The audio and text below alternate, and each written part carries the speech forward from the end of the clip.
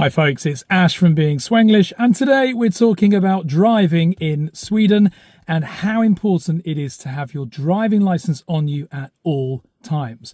Now in the UK, there's no such requirement really. They do recommend it, of course, but if you don't have your driving license on you and for some reason you're pulled over by the police for any kind of standard check, they give you 7 days to present it at the police station called a producer.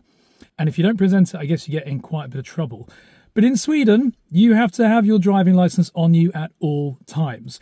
That's right. In a modern 21st century country like Sweden, cutting edge place, full of technology and great systems and connected information, you have to carry a little bit of plastic with you. But anyway, yeah, if you are pulled over in Sweden without your driving license, you get a fine of around 500 krona. Now, I've just been driving to try and find a parking place, actually, in a tiny little town down here in Skåne, and I drove around very slowly.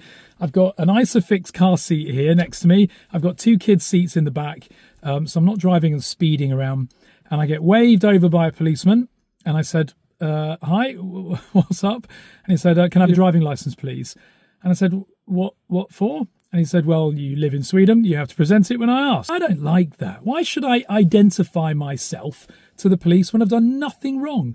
And even if I have done something wrong, tell me what I've done wrong first before you demand to know who I am.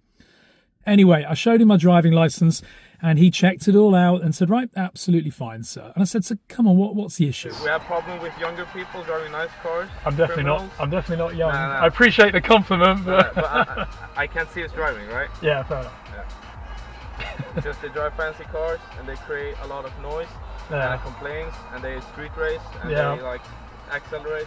No, I've got a baby seat here, and I've got 2 kids' seats in the back, so I'm way beyond those days. Yeah.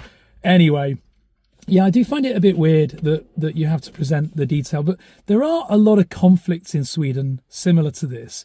For example, you know, some of the CCTV topics where you're not allowed it because it breaches people's human rights, and yet you can Google somebody's name and find out even how many dogs they have, how many cars they have, who else lives in their house.